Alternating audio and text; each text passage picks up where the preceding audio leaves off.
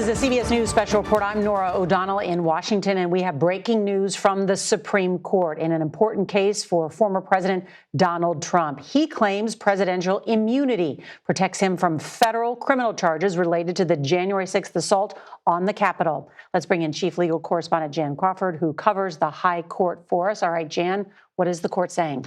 The court is saying that they are going to decide that issue, whether President Trump is immune from criminal prosecution, which obviously would mean can he be tried for his actions around January 6th. Now, President Trump lost in the Court of Appeals on this issue. The Court of Appeals, in a unanimous ruling with Republican and Democratic appointees, said that he does not have that kind of sweeping absolute immunity from prosecution. So he went right to the Supreme Court and asked the court to put a hold on this case.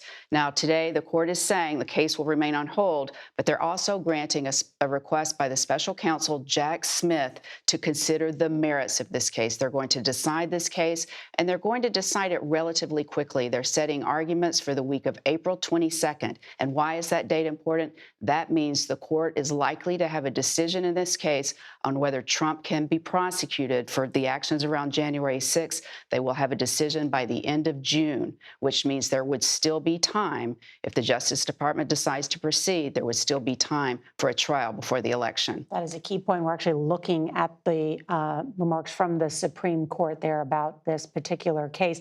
Jen, explain how this sets the stage for a landmark ruling on presidential power. Another landmark ruling on presidential power. This would be the third case the court is taking up this term that will affect Donald Trump in some way or another. This one, obviously, remember, they still have the Colorado case. Can he be disqualified from the ballots by any state that said he was an insurrectionist? We're waiting on that decision. This case will determine whether or not he can be prosecuted by special counsel Jack Smith, whether or not under core principles of separation of powers and executive power, whether or not he can be prosecuted or if he's absolutely immune for his acts as president. Those are issues the Supreme Court has never considered because no president has ever been criminally prosecuted for crimes they may have committed while in office. But I think the Supreme Court really had no choice but to take this up under Supreme Court rules when they're trying to decide whether they're going to grant a case. One of the rules is if it's a hugely important issue of constitutional law and it's never been decided, the court needs to grant cert to decide it. I don't think this means the court's necessarily going to reverse the lower court. I think that would be surprising, but they believe that they have an obligation to decide this important issue of law, and they're going to do it relatively quickly, not as fast as Jack Smith wanted. He wanted arguments in March, so they're saying toward the end of April, but still enough time to have a decision this term. Just fascinating what we're looking at. I want to bring in Jessica Levinson. She's a CBS News legal contributor and Loyola Law School professor. I know your work focuses on constitutional law and the Supreme Court. So, Jessica, let's say the court hears this in April, as they have said, and they decide that President Trump is not immune. What happens then? Exactly what Jan says. Then this trial can continue. Exactly as she said, this is the type of case that I'm going to teach. In fact, I just made room for it in my syllabus. And that's because this is the type of case that the Supreme Court does look at. It's a big constitutional question.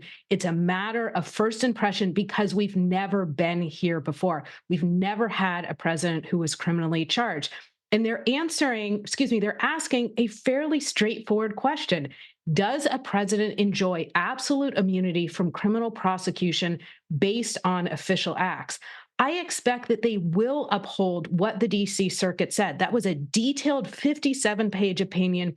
They really went through all of the former president's arguments, specifically the argument that trying him would violate the separation of powers, and the argument that you would first have to be impeached by the House and then convicted in the Senate. They explained why, in their view, those arguments hold no water, why there's no constitutional basis.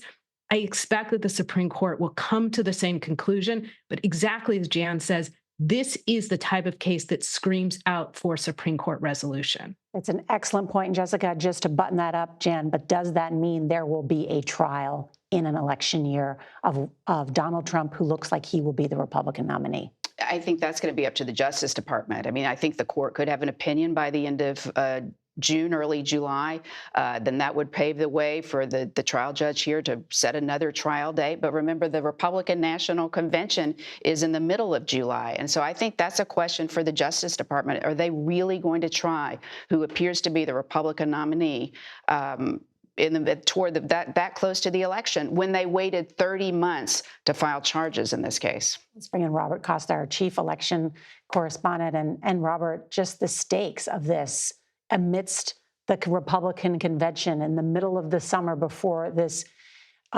extremely important presidential election, this rematch largely probably between Trump and Biden. Norah, former President Donald Trump's legal storms are quickly evolving into a legal hurricane that's also a political one. While it is to be determined, as Jan said, whether Trump will face a federal trial on the January 6th case or the classified records case later this year before the election, it's already certain that he will face a criminal trial starting in New York in Lower Manhattan, starting on March 25th. And that will go into April. It's about a 6-week trial. So while the Supreme Court hears questions about presidential immunity in April and maybe into May, Trump's already going to be forced by law to be sitting in a courtroom facing scrutiny over those hush money payments made to a porn star, Stormy Daniels, in 2016. And you add to this all the Republican uncertainty out there about having a potential nominee who's sitting in federal court, city court, state court, maybe down in Georgia, ahead of an election that's already in a very divided country and closely contested. I know you're going to be talking more about this on the CBS Evening News. We almost need a chart for all of these trials that are happening. Let's bring in congressional correspondent Scott McFarland on Capitol Hill. And Scott, you have followed the January 6th defendants and the prosecutions of them probably closer than anybody. If you follow your Twitter feed, you've been clear on this. What do you make of this particular decision ruling? It's not official, or what the Supreme Court says they're going to do by granting cert. Time is running short to get a trial back on the calendar, Norah. This trial of Donald Trump for election subversion was supposed to begin Monday. April 22nd was the approximate window for jury deliberations. Yet the Supreme Court returns this to the district court judge, Tanya Chutkan, here in Washington. She has some real estate left on her calendar. We've been monitoring her calendar and her work. There are spaces in May and June, but this trial requires a lot of real estate, likely to go 6 to 8 weeks. It will consume everything in its path. It may be very difficult logistically to get this reimplanted on Judge Chutkan's calendar. I see some detention hearings and sentencing hearings she has this spring. It'll take some movement, and that's if the Supreme Court promptly returns it to her. And is it likely, if that trial happens, that former President Trump would be in the courtroom every day? And it absolutely would have to be here in Washington, D.C. every day at the defense table, which, oh, by the way, is going to require quite a security perimeter and footprint, and also would move the 2024 campaign for 6 to 8 weeks to just off Capitol Hill in Washington, D.C., and the cameras that are always here. Just extraordinary. I mean, we should actually we could look at not only the time he's going to spend in New York, the potential time that he could spend in D.C. for this particular case, how many weeks of the presidential campaign he would actually be in a courtroom facing multiple different charges that await him. All right. Thank you both. And just to recap, the Supreme Court just agreeing to hear Trump's immunity case on the federal election interference charges. Those oral arguments are scheduled for the week of April 22nd.